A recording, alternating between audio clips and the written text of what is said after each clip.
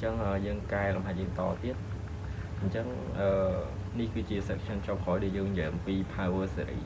chẳng rung lật lăng mình đá dương thọ ban sốc xa tờ lự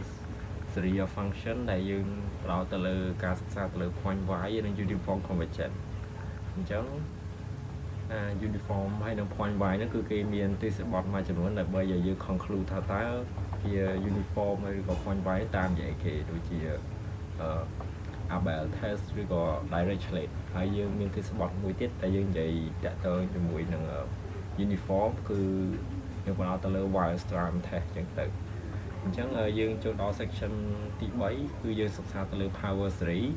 ចា power series នេះគឺវាមានតំណែងជាមួយនឹងអានុគម Taylor expansion របស់យើងដែរដែលយើងត្រូវយកទៅប្រឡងព្រោះនឹងវាមានសារៈសំខាន់ច្រើនអញ្ចឹងយើងនិយាយអំពី power series អញ្ចឹង power series គឺជា series special មួយដែរដែលវាមានតំណែងជាមួយនឹងអានុគម Fn របស់យើងដែលគេឲ្យឈ្មោះថាជាអានុគម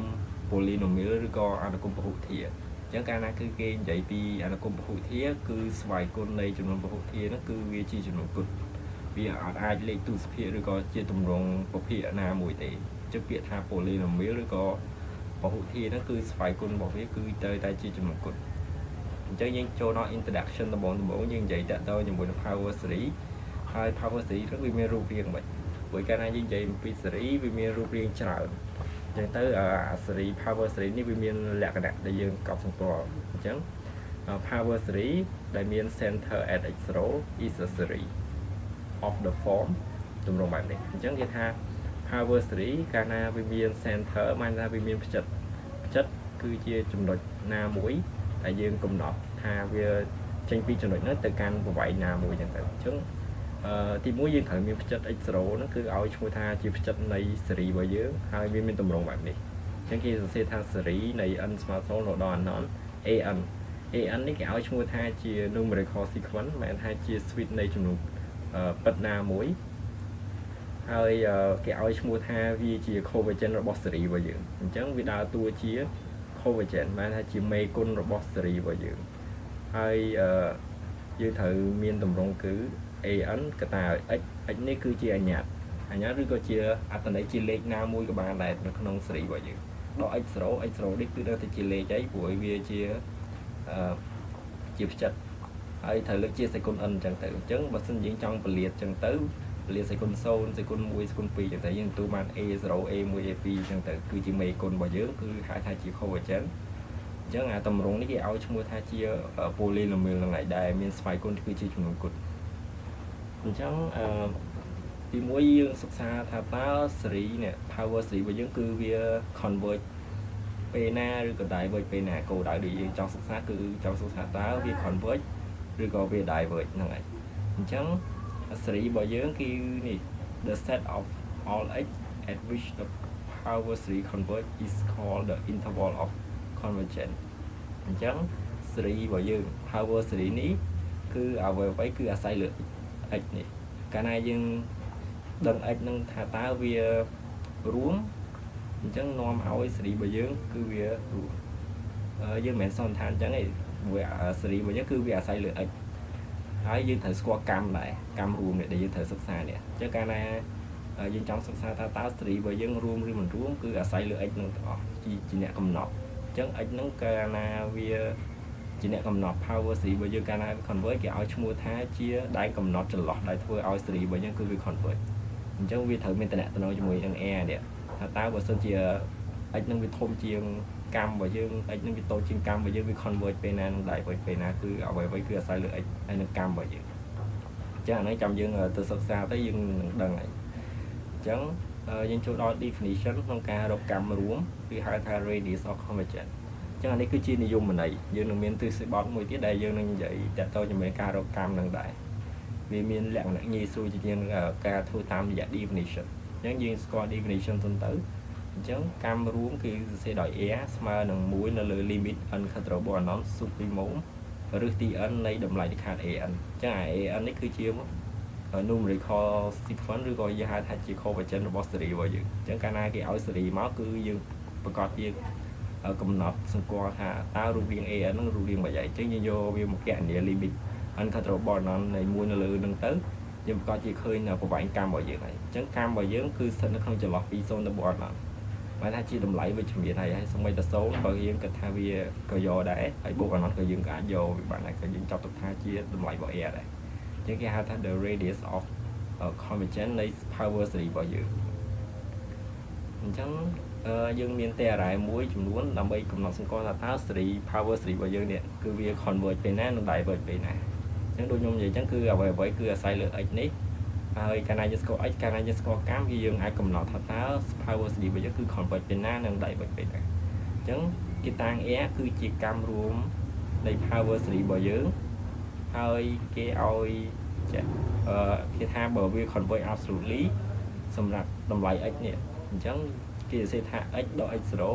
តូចជាង a អញ្ចឹងលក្ខខណ្ឌទី1បើសិនជាចង់ឲ្យ power series របស់យើងគឺវា converge absolutely លុះត្រាតែតម្លៃនៃខាត x ដល់ x0 ត្រូវតូចជាងកម្មបើយើងមើលដែនកំណត់ចេះអានេះគឺជាដែនកំណត់របស់ x អញ្ចឹងយើងត្រូវយកពីដកអនន្តទៅបូកអនន្តអញ្ចឹងទៅហើយ x0 នេះគឺជាផ្ចិតអញ្ចឹងកាលណាយើងត្រឡប់ពីផ្ចិតមកកាន់ខាងស្ដាំផ្ចិតវាត្រូវ x0 បូក a មានថាបូកប្រវែងកម្ម a ឯកតាអញ្ចឹងទៅ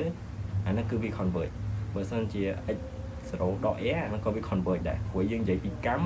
មកខាងស្ដាំប្រមាណឯកតាក៏មកខាងឆ្វេងប៉ុណ្ណឹងឯកតាដែរចឹងបើសិនជាមកខាងស្ដាំ a ឯកតាបើមកខាងឆ្វេងក៏ a ឯកតាយើងសន្និដ្ឋានថាគឺវា converge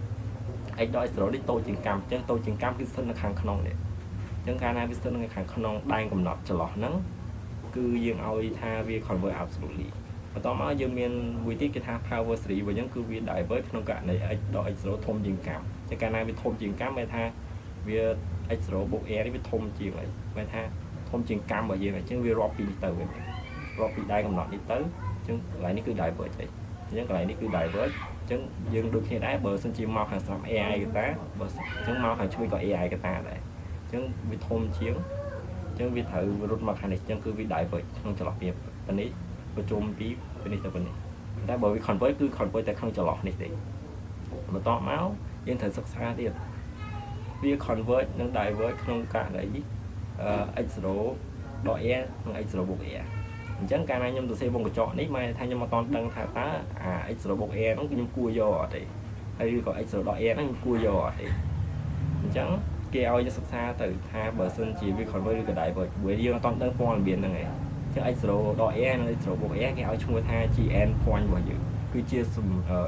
ចំណុចចុងបំផុតនៃភាពរួមរបស់យើងបើយើងសិក្សាទៅបើសិនជា x0 ដល់ a នេះឧទាហរណ៍ថាបើ x0 បូកដល់ a នេះវារួមជាងយើងទៅសេសញ្ញាគ្នាវិញហើយបើសិនជា x0 បូក a នេះបើវារួមដែរយើងសិក្សាទៅយើងយកសញ្ញាគ្នាវិញមកថាអានេះយើងអាចយកបានតែចៃដន្យអីកតាខ្លះវាធ្វើឲ្យអានោះវាអត់ converge អាចចំណុច n point ហ្នឹងយើងគ្រាន់តែសេវងកញ្ចក់ចឹងទៅឧទាហរណ៍ថា x0 ដល់ a ហ្នឹងវាអត់ converge ទេយើងសិក្សាទៅចឹងយើងសេវងកញ្ចក់ចឹងទៅបានថាហ្នឹងគឺគេអត់យកទេចឹងអានេះដល់យើងទៅសិក្សាសិនថាវា may converge ឬក៏ diverge គឺអាចចំណុច n point របស់យើងយើងត្រូវសិក្សាហ្នឹងដែរចឹងនៅពេលយើងធ្វើលំហាត់ទៅយើងនឹងជួបឲ្យចំណុច n point ហ្នឹងដែលយើងត្រូវសិក្សាថាតើគេគួរយកអាហ្នឹងអត់ពេលណាយើងគួរយកពេលណាមិនគួរយកអញ្ចឹងនេះគឺជាតែអារម្មណ៍ដើម្បីជួយសម្រួលក្នុងការគណនាដែនរួមរបស់យើងជាជាងការគណនាតាមនិយមន័យអញ្ចឹងយើងមានតែអារម្មណ៍គឺកាលណាយើងស្គាល់ an អញ្ចឹងយើងគ្រាន់តែគណនា limit uncountable ណាតម្លៃនៃខាត an លើ an បូក1ព្រោះកាលណាយើងមាន an យើងក៏អាចទាញរក an បូក1ដែរព្រោះ an ហ្នឹងវាជាមេគុណឬក៏ជា switch នៃ series របស់យើងអញ្ចឹងលក្ខខណ្ឌដដែលគឺយកពី0ទៅបូកអនន្តហើយ0នោះគឺអាចយកបានហើយបូកអនន្តក៏អាចយកបានដែរអញ្ចឹងកម្មរួមរបស់យើងនៃ power series របស់យើងអញ្ចឹង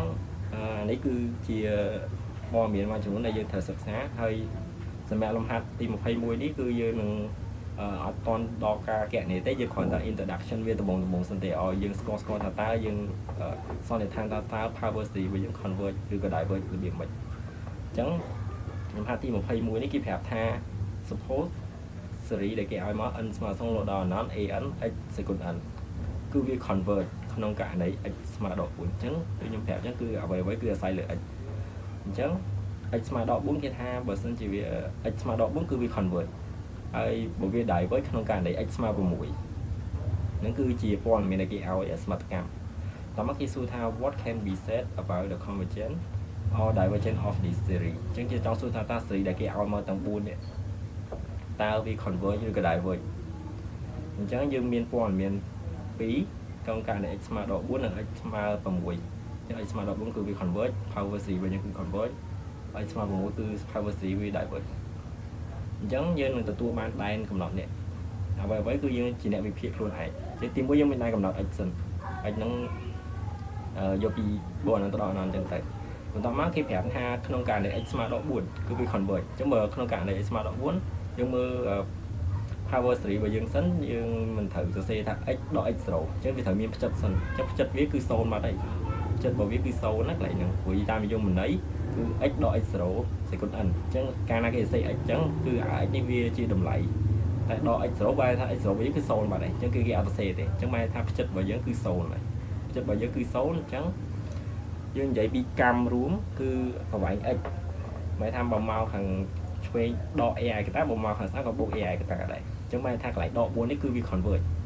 ដក4 converge អញ្ចឹងនាំមកខាងស្ដាំរបស់វាបូក4នេះក៏ converge ដែរព្រោះយើងនិយាយពីប្រវែងកម្មបើសិនជារាប់ពីផ្ចិតមកកាន់ប្រវែង x0 ដក a ក៏ x0 បូក a ក៏វា converge ដែរអញ្ចឹងបែរថាកន្លែងដក4នេះគឺវា converge អញ្ចឹងនាំមកកន្លែង4នេះក៏វា converge ដែរអញ្ចឹងដែនកំណត់រួមរបស់យើងគឺចន្លោះពីដក4ទៅ4តោះមក clear កន្លែងហ្នឹងព្រោះគេនិយាយប្រាប់ថាកន្លែងហ្នឹងគឺ x ស្មើដល់4គឺវា converge អញ្ចឹងមក clear នេះ converge អញ្ចឹងនាំមកខាងស្ដាំឯកតាហ្នឹងក៏វា converge ដែរបន្ទាប់មកគេប្រាប់ថា x ស្មើ6គឺវា diverge អញ្ចឹងបើត្រឹម x ស្មើ6នេះគឺវា diverge ហើយបើ x ស្មើដល់6នេះក៏វា diverge ដែរព្រោះវាមកខាងស្ដាំ ai កតាមកខាងឆ្វេងទៅដក ai កតាដែរអញ្ចឹងត្រឹមស្មើ6នេះគឺវា diverge សិនអញ្ចឹងយើងមើលទិសបត់យើងឡើងវិញកាលណា x របស់យើងវាធំជាងកម្មគឺវា diverge ទេអញ្ចឹងបែរថាកាលណា x តម្លៃកាន់តែធំជាងលេខ6គឺវា diverge ទេលេខ7លេខ8លេខ9លេខ10លេខអីចឹងទៅរហូតទៅដល់4អញ្ចឹងចាប់ពី x ធំជាងលេខ6អញ្ចឹងទៅក៏វា diverge ទេព្រោះយើងមានទិសបត់ថា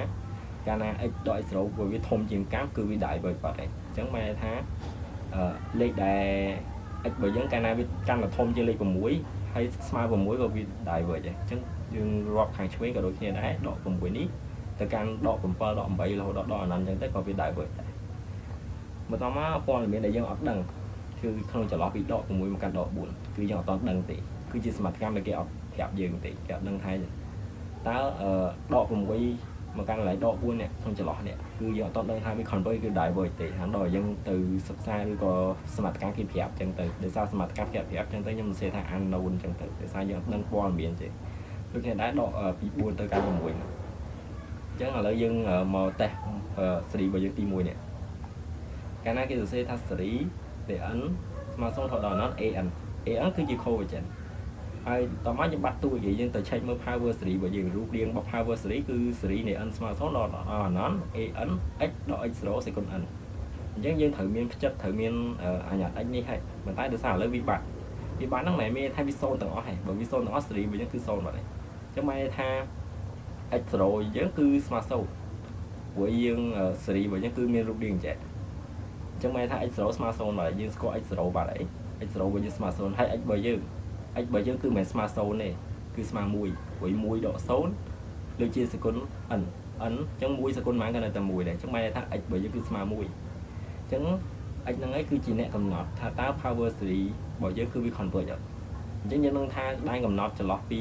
ដក4មកកាន់0ហើយនឹងពី0មកកាន់4គឺវា converge អញ្ចឹងយើងឃើញថា x ស្មើ1អញ្ចឹង x ស្មើ1គឺស្ថិតនៅក្នុងចន្លោះនេះកាលណាវាស្ថិតនៅក្នុងចន្លោះហ្នឹងគឺវា converge បាត់ហើយអញ្ចឹងយើងសន្និដ្ឋានថា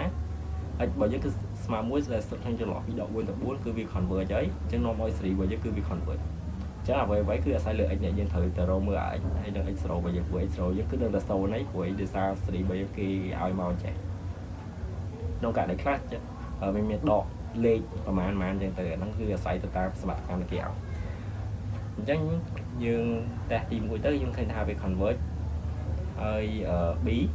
គេឲ្យ series នៃ n ស្មើ0ដល់ណាត់ an 7សេគុណ n យើងត្រូវ check មើលទៅលើ power series របស់យើងទី1យើងមាន an ហើយគឺជា switch x ដល់ x